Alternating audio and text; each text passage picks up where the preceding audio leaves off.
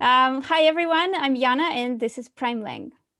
My name is Olga, and today we have a very special guest. She's Emily. Emily is American. She is a very passionate language learner, language teacher, and she has a YouTube channel, My Language Paradise, the link to which you will find in the description to this video. So, Emily, hi, and thanks for joining us today. Hi, thanks for having me. Well, yeah, well, first, could you please tell us a little bit more about yourself? Maybe something else that we haven't mentioned, or say a few words about who you are, what languages you speak, and all that stuff. Yeah, definitely. So, hi, you guys. My name is Emily, as they just mentioned, and I am American as well. I grew up speaking English until I was about 18 years old, and then I actually started with German. So, I think after German, I guess that kind of led to learning a lot more languages after that, just because I really found my confidence with German. And I think eventually I wanted to kind of show that sort of passion for languages that I have through my own YouTube channel. And let's see, what else? I've lived in mostly in Germany and Italy, I would say. So I've also learned Italian, and obviously my most recent one is Russian. Yeah. Hence this interview. So yeah, but I've learned, of course, most of the Romance languages that are really popular in the United States to learn, and also, let's see what else. Also, I am learning at the same time a dialect of Arabic while I'm also learning Russian. Okay, really interesting. So you said that you started learning German pretty late, maybe in a way. How did it happen? Why did you start learning German? And in general, why did you start learning a foreign language? Yeah, so I actually wanted to go to a different country, maybe. I think that I was, just as a teenager, very uh, maybe tired of living just in the same place. I mean, I've never moved in my life before, maybe about when I was 19 or 20. I just stayed in the same place, but I did get to travel a little bit with my mom, who sometimes went on business trips. So that was always really fun. But I think once I discovered that you could study abroad in college, for example, and kind of change your life in however shape you wanted it to be, I decided that I wanted to go to Germany. And I think that there's this certain fixation on Western Europe, especially from the United States. Makes sense from our history with one another, but I think we mostly learned about, in my school, mostly just about that Western European region.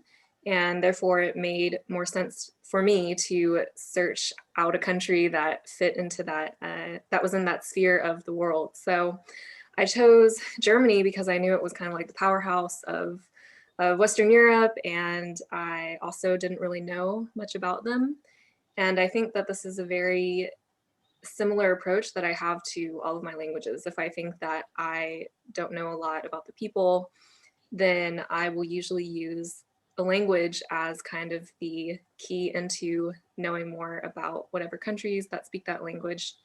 So I decided to learn German, but it was definitely more to the side, as in I didn't really think that I would ever be able to speak it fluently.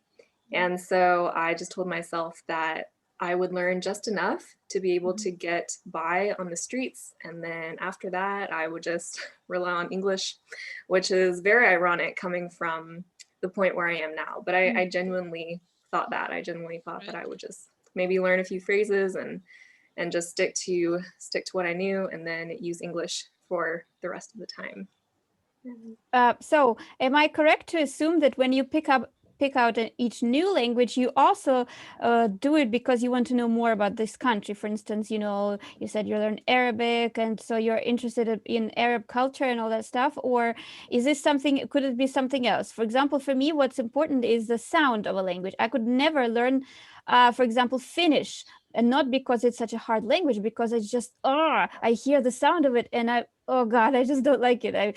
I don't like the way it sounds. And so for me, this is one of, it's not the only determining factor, but this is one of them. So for you, is it the culture only, the country of where this language is spoken, or is there something else, like, like, are you thinking about the language itself when you are actually deciding to take up a new one?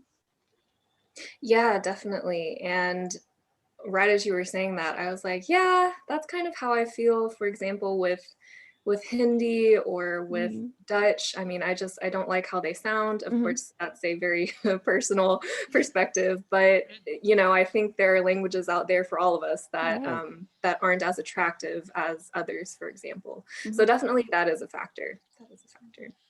Okay, so is it hard for you to learn languages with a different script, like you are dealing with Russian right now and Arabic? I think you speak Turkish as well, right? No, Turkish doesn't have a different script. Okay, yes. So languages with a different script, and in general, which is the hardest language out of the ones you speak? So I will address maybe the question with the script. I think that Russian script especially is much easier than Arabic. I would say Arabic is definitely the hardest language that kind of goes with that answer. But I think especially that the fact that I'm not learning classical Arabic with everything in the Quran and all of the rules that I've heard about that are included for that language and how to write it, and all of the cultural context and religious contexts behind that script. I'm just learning what you would normally write in like a text message, or what you would talk, or how you would communicate, right, with people just on the streets, or your family or friends. So even with that being said, though, I think Arabic is definitely the hardest, and it's also because I do not have a lot of really good structured resources, and I think that's the reason why Russian is a little bit easier, because there are so many resources out there on the internet for Russian learners. So I think that that is always a very important factor, and it's definitely been a challenge to try and maybe adjust my learning practices, because I really like structured learning. And with Russian, I can do that. And with a dialect in Arabic, I can't really do that. So it's still been a challenge, but it's still something that has definitely made me grow, and made me be really persistent, if you can say that. But yeah, I think with learning the script in general, I think I employed the same strategy that I did with Arabic. So I would listen and I would literally write. I don't know. Yeah, so I have my notebook here, but I mean, it's just filled with, this is only for Russian, but it's just filled with just random markings and verb conjugations of whatever I was writing about. You guys probably can't see that very well because it's so dark. But yeah, I would just take a notebook and continuously write down pretty much every word that I heard, just to get used to that script. There was also an app in I think like the Android store that would teach you words, and they would let you also spell the words out. So I think that that was also really helpful, but just a lot of repetition, writing down the same thing over and over again until I eventually became comfortable, semi-comfortable with it. I wouldn't say that I'm 100% comfortable, but it definitely helped a lot in the beginning stages. Well, we've been talking a lot about learning languages, and so let's move on to teaching. What languages do you teach? Yeah, so right now I teach German and English, but mainly German, I would say. English, I'm more of a conversation tutor, but with German, I love to teach everything. Yeah. Well, that's cool. And so if you're not teaching a language, how do you use it, when you feel that you are, well, somewhere on your way to fluency, when you can speak it? How do you keep it in good shape, because naturally, if you don't practice language, you forget it. And so what do you do to, well, let's say, to keep fit, meaning, fit in that language? Right. And I think, especially with some of the Romance languages that I learned before, dedicating a lot of my energy to harder languages, deemed harder for native English speakers. I think that especially reading is really helpful. I think that even listening to a film, even though it may not be in the original language, sometimes I do just watch dubbed American movies in other languages if I can't find Oh, anything wow. else. But those, I think that especially this year, I have really thought about, if I move on to any other languages, then I feel like I'm in a constant state of confusion, which is, it's not necessarily bad, right? Because you have to accept that as a language learner. But I think continuously, for me, and at least in my case, keeping on going for learning really new languages instead of enjoying the ones, maybe is the right word, that I've already learned.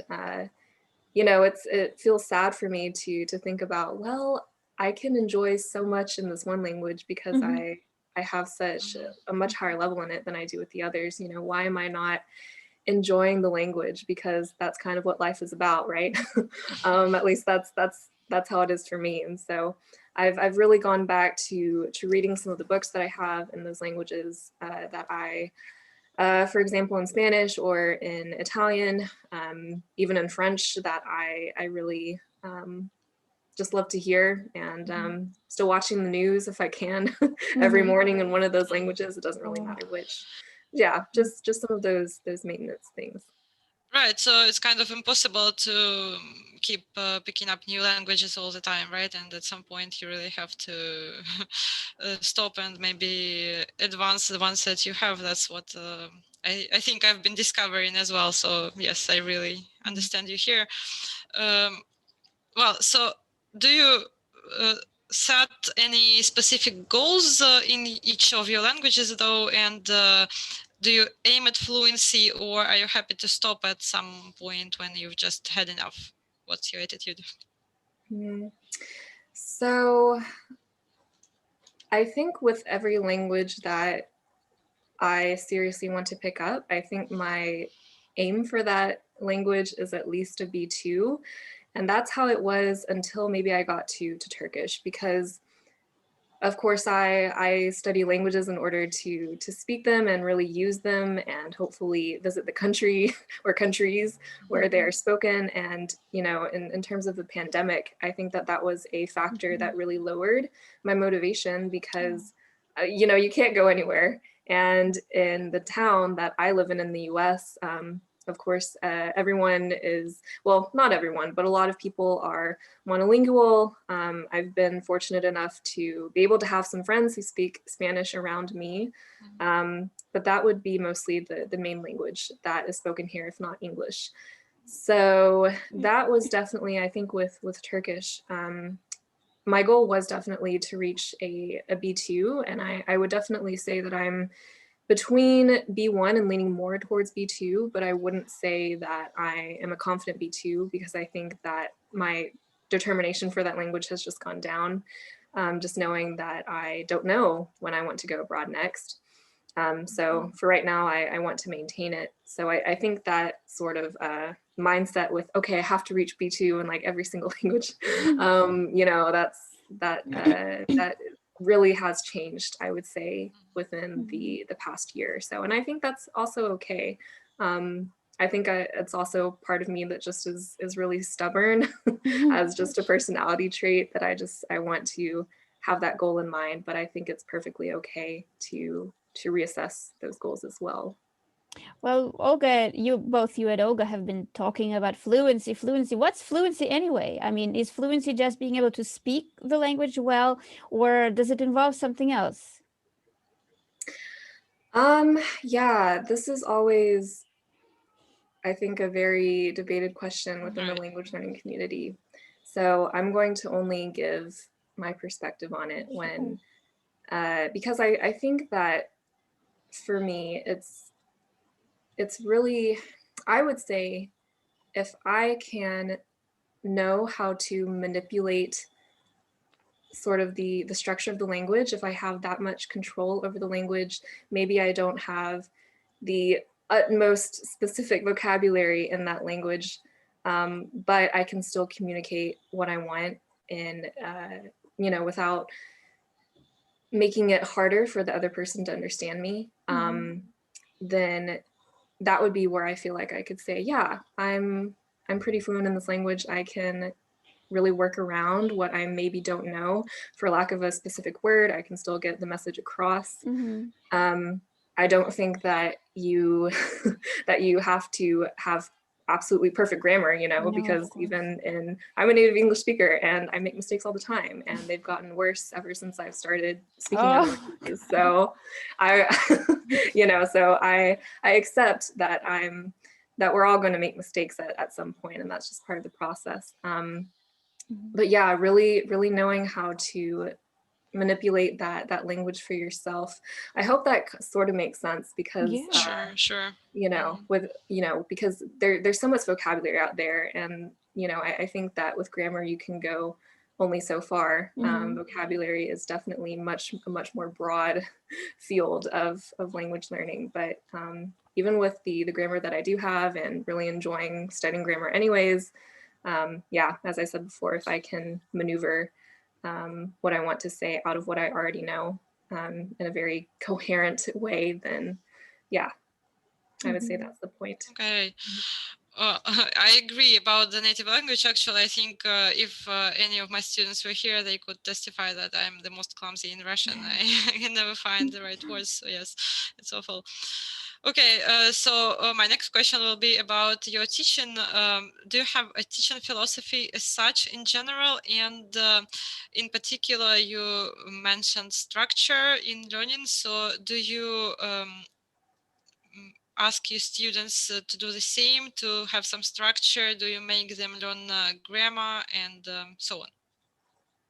Yeah, so I think more of my philosophy would be, maybe I will teach you to help you teach yourself, basically, because I think that, you know, teachers are amazing, but we can't be there 24/7 to make sure that student is, you know, reviewing their vocab words or reviewing the words that we learned. And it's really, language is such a personal endeavor anyways, that I think that that's also really important to teach students, right? It's not only about what we talk in class, or that it only carries into our class times. It also needs to stretch out over, like, built into your day, depending on how serious you are about it. And it's also about knowing how you learn and not being able to experiment with that. So that also goes into the other question, which is knowing when to introduce more structure to students. I think that I would say with beginners, like starting from zero, I would say that they probably need a little bit more structure than the others. I think that a discipline. yeah, it's, you know, it is possible for people to start from zero, and just, you know, hearing it on the street if they do live in a region where that language is spoken, so they have at least exposure, or just listening to the radio. I'm not sure if they have access to that in that language. I think that that's all good and well, but I think in a classroom setting, I would usually suggest for them to start with at least a little bit of structure and grammar, and kind of knowing, especially German and Russian both have cases, so at least being aware of how those work just a little bit. But other than that, you know, I've known students that have used minimal structure and have mostly just learned through a conversation. And I think that even their speaking skills are better than those who are only concerned about the grammar. And I will also say that I was very obsessed with learning every single grammar point when I was just starting out. But for me, that I think that hindered my progress in a way, because, you know, as I have said before, you know, it's not about making, you know, absolutely no errors, right? So yeah, I think that's all important, but it's also just encouraging the student to really know how they like to learn. That's the most important thing. And once I know that, then we can go from there. Well, because there's something I'm really excited to ask you about, but because about 50% or maybe more of our viewers and listeners are Russian-speaking people, we're really curious about why you started learning Russian, and maybe if you can say it in Russian, but I mean that's up to you really. So just tell us about how this came about. Да, я смогу это сказать на русском. Потому что я думала, что в прошлом году я думала, что моя жизнь была очень скучная на карантине, конечно. И не знаю, я нашла веб-сайт Via Russian, и он называется Via Russian, но они хотели найти много людей, которые никогда раньше не изучали русский язык. И это, не знаю, я думала, что это была очень хорошая возможность, потому что я 6 месяцев назад, да, я так думаю, я думаю, да. Да, это было только как проект на карантине, и этот веб-сайт хотел найти студентов, и они могли иметь уроков бесплатно. Вау. Да. И поэтому я думала, что это была хорошая идея, но наконец я решила, что мне лучше, когда я смогу заниматься сама и не с другими людьми, потому что это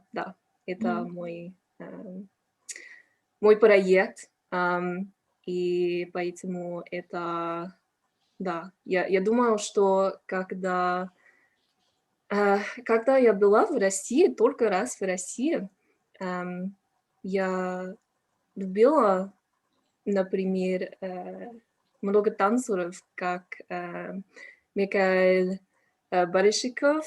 Не знаю, если это направление или нет, но Анна Павлова или Уроров Нуриев.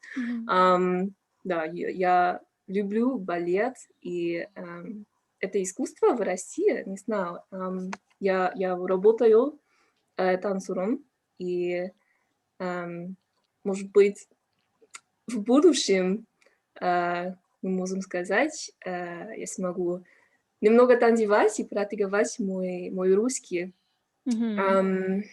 И да, я также думаю, что у меня была как студентка, когда я жила в Германии, и она из Сибири, но мы могли только разговаривать по-немецки, потому что я не знала, как что-нибудь сказать на русском. Но да, я надеюсь, что я смогу в будущем, что я смогу с ней разговаривать на русском, когда я лучше смогу что-нибудь сказать. И да, это все. Я думаю, что этот ответ был немного как медленнее. Я медленнее это сказала, но я надеюсь, что вы можете меня понимать. Конечно. Well, you know, your Russian is great. Yes, Yeah, it's you fantastic. really Thanks a lot. That's fantastic. really amazing. Yeah, keep up the I was great like really work. nervous. No, they're But good. You've done You've great. done great, yes. Yeah. So, well, what's Yes, the and hardest? we'll have several more questions about your Russian learning, of course, now. So, in general, do you find it fairly easy, difficult, especially in comparison with other languages? And what has been the most difficult in Russian so far? yeah, so Russian is definitely easier than, as I said before, than Arabic uh, and Turkish. But I think that that also stems from my learning German because I already knew what cases were for and how they worked in the language. Of course, Russian has more cases, but just even knowing how to reproduce a language using cases, it was really helpful before I started learning Russian. In fact, I think that's also what motivated me to pick up Russian as well, because it was so widely used, but also because, well, I already know how the case system works in one language, so I can apply it to another. And I think that, what else? I would say that it's also definitely harder than the Romance languages, though, of course, because Romance languages are a lot closer to what native English speakers are used to, I think. So yeah. What was the other question? I feel like I'm missing one. No, I think No, you that's fine. mostly covered You've it, yes. covered it, yes. But we, you know, we'd really like to know what advice can you give to those who are starting it, and maybe you can recommend some nice books or websites or something that people could use if they're starting to learn Russian. Yeah, I think that for me, especially at this point, there's this really nice YouTube channel that I use mainly for vocabulary because she really organizes all of the vocab words into different levels. So A1, A2, B1, and so on. But I think that it's called something like Russian with Nastya, I believe. But she's a pretty popular YouTube channel that I really like for vocabulary. I also think that I've been using Pimsleur, which I also gave a small review about that program just on its own about a week ago. But that has really helped me with pronunciation and a little bit with listening. I wouldn't say that when you're just starting out that you only need to use that, because I think that no one resource is going to help you along the most, but it definitely helped with the beginning stages. And if speaking as early as possible is one of your goals, then that is probably what I would recommend the most with Pimsleur. And I have also been using like this living language program that kind of walks you through maybe from like A1 to around B1 grammar, but that's always been really helpful. And I think with picking out resources, it's important for me if I find a book series or a program series that I really love that has multiple languages available, then I will usually use those resources or those same book series with new languages that I want to learn because I already trust that program. And so Living Languages was one of them. Oh, wow, I've heard So that. I can recommend that as well. It's also not very expensive. I think less than, I maybe got mine for $35. Not bad, yeah. So yeah, it's not bad, not bad. And yeah, what else? I think that other people, I have not tried these apps myself, but I know other people have recommended like Mango Languages or Glossica. I definitely want to try out Glossica, and I know that they have not only Russian, but like, I don't even know, like over 50 languages available on there. So yeah, there's a lot out there though. There's a lot, and I think it can be easy to like feel overwhelmed with how many resources are out there for certain languages. But I think, as I said before, as long as I stick to the same, the same programs or websites that I usually like to use anyways for past languages that I've learned, then I have no problem using the same thing in the future if it still works for me. So. Oh, thanks. Yeah, So the next couple of questions maybe will have to do with the fact that both Jana and I are very passionate readers, and whenever we learn a new language, we try to read something in the original. That's one of the goals for sure. So is it the same for you? And do you know any modern Russian writers? Because I think whenever foreigners speak of Russian literature, they would mention Bulgakov, maybe Tolstoy. Tolstoy, right? So Pushkin. that's the stereotype. But do you know anybody who is not classics, but who is contemporary? Yeah, so contemporary writers, hope you guys can still see me because it says my internet connection is unstable, but Yes, I yeah, think it works. okay, awesome. Yeah, so contemporary writers, unfortunately, I don't know any. So if you guys want to recommend me something, eventually when I'm more advanced, of course, then Oh, I I'm would love always to. open. Yeah, we'll think of something. Yes, Sure. we are the people Yeah, you should turn to for this for sure. We have lots Absolutely of right. recommendations. Yeah. yeah, definitely. I think that maybe with more with German writers or also Austrian writers. I know there have been some by Elfriede Jelinek that I've really liked. She's Austrian. Ah, yeah. The Um, pianist. Yeah, the movie's about a piano. There's a movie on her book about the pianist, right?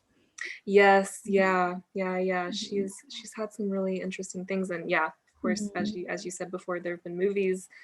And I think that maybe with more having to do with spirituality and mindset changes, I think Eckhart Tolle, reading the original German version has been really interesting. I know that his works have been published a lot in the U.S. in English, and I think a lot of people know him here. But I just preferred to read it in German. Sure. Yeah, it's So always better. Yeah, if you can. yeah, definitely. And yeah, and there've been, I know that there was another, I think, Spanish author that, like Luz Gabas, I think is his name, but I know that there was a movie based off of one of his books that was called like Palm Trees in the Snow. So that has been really interesting to read, and I actually picked up a copy when I was in Spain pre-pandemic. So I Oh, still wow. have that with me. Yeah, but I think with books in general, if I can maybe even when I'm still in really the learning stages, picking up books that I already know the plot to, or books that I've really enjoyed reading when I was a kid, just because that helps even more with comprehension, of course, then I'll just do that, even if they are originally American works. I'll read them in Yeah, whatever that's a good languages. idea. Yeah, absolutely. I think that. Well, uh, a lot of American people don't, there is this, idea or the stereotype that American people mostly either don't learn any foreign language or they learn Spanish. And if they do learn a foreign language, they hardly ever read or watch movies in this language. So they're very much English centric. So what would you say is the situation in America, with learning and teaching, especially learning foreign languages? We're curious about that. Yeah. So I actually did an interview with someone else who maybe was the only person that said that they had a very positive experience in the language learning classroom in the United States. And it was also very interesting to be able to go abroad and kind of see the results of how we learn languages differently, at least in Germany and the United States, because I saw a very generalized difference between the Americans in my program for studying abroad and the other just Europeans in my program. And I think that the Europeans definitely spoke better than the Americans in general, but they had worse grammar. And I think the Americans had a lot better grammar, but they just couldn't speak very well. So I think that it's maybe in the classroom, we definitely do not have much of a focus on speaking. And I think that definitely needs to be changed as well, because I think we have such a concentrated goal on memorizing vocab lists in order to pass exams, and kind of taking taking away the other obviously important aspect, which is actually, using the language to communicate. I think that mainly, especially when you get maybe into like levels 3 or 4 in high school, once you're past that beginning stage, and if you've only concentrated on grammar for so long, then it's really, really hard. And it was especially hard for me as well to break out of only like being in my comfort zone of reading what was on the paper and, getting out of that and actually talking. So, or even, knowing what people would say. So my listening comprehension was good. And I also, when I was talking to my other friends about it, they would say the same thing. Yes, we can understand, especially what the other party is saying, but we don't know how to respond to it. So it's definitely something that needs to be changed, and definitely Spanish is by far the most studied language, which I don't think I've ever heard of Russian being offered in any school that I know of so far, unless it was a Waldorfschule. And I think someone had mentioned they had that. Sorry, my dog is at the at the door. Oh, that's fine. But yeah, that's really been the only instance where I've heard of Russian ever being offered. So yeah. Okay, and maybe to close up with the topic of languages, can you tell us what is your life like outside language learning? Like, do you have a lot of time left and for something else? And so you mentioned that you dance. Do you have other hobbies, other occupations? And is language learning the main of them, or is there something else? Yeah, I think that, language learning is definitely a big part, obviously. And I think too that if I think about what maybe job occupations that I want to have in the future, languages are definitely up there. Apart from being just a language teacher, I think I still want to do that full-time, or sorry, part-time, but I think there may be other options for me to do it full-time. Maybe once I'm finished with the dance world, not very sure, but that's why it's so important for me to try to integrate that into daily life. But yeah, as I said before, I also really like things having to do with spirituality, self-improvement, as well as reading books about that in other languages. That kind of integrates to hobbies at the same time. And really spending time outside, going hiking, as well as journaling. I think that's really important. Listening to music as well, and also watching cinema, of course. I really have gotten a little bit more into, I guess maybe, how would you say that in English? Filmography. I'm not even sure if filmography or cinematography. Well, it makes sense anyway. I think that's mainly because of my dance background and kind of seeing how you can really present that in maybe more of a digital sense, especially in this time where you cannot go to a huge room with a lot of people for one performance. So that's been really interesting. So I do have things outside of it, but I definitely still would say that languages do occupy like a big part of my time. Yeah. Well, that's a great story that you've been telling us. Thank you so much for your time and for letting us interview you, for torturing you with all our questions. And well, everyone, thank you very much for watching, and subscribe to Emily's channel, My Language Paradise. We'll include the link in the description to this video. And subscribe to our channels. Give us this thumbs up if you like what you've seen, and we'll see you next time. Bye. Bye. Bye.